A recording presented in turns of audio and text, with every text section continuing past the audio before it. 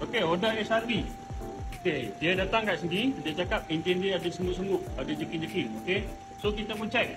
Kita check, nampak macam tempang disebabkan coil plug dia problem. Coil plug dia problem ke, plug dia problem ke kan. Aku nampak ni, enjin dia gegah.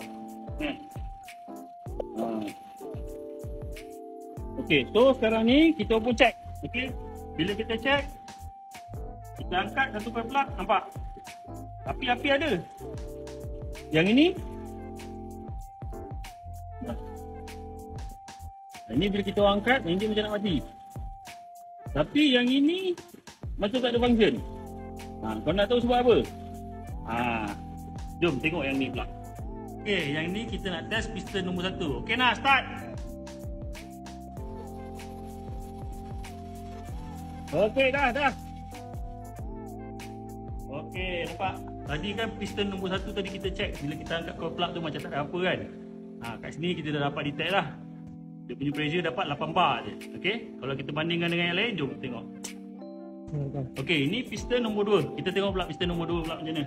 Okey nak start. Hop. Okey, nampak? Piston nombor 2 dapat 14 bar. Okey, nombor 3. Start. Okey dah. Nombor 3. Cantik Mat. Nombor 4 dia pun cantik lah. Okey, start. Dah. Kan? So dekat sini kita dah nampak dah punca enjin ditempang. Nampak macam coil plug, nampak macam spark plug, tapi sebenarnya compression loss dekat piston nombor 1. So untuk case macam ni, kita kena angkat head lah. Kita kena angkat head, kena buat overhaul, kita tengok balik sebab apa yang menjadikan dia compression dia loss. Sama ada dia punya gasket dia problem ke, dia punya valve dia dah tak cantik ke.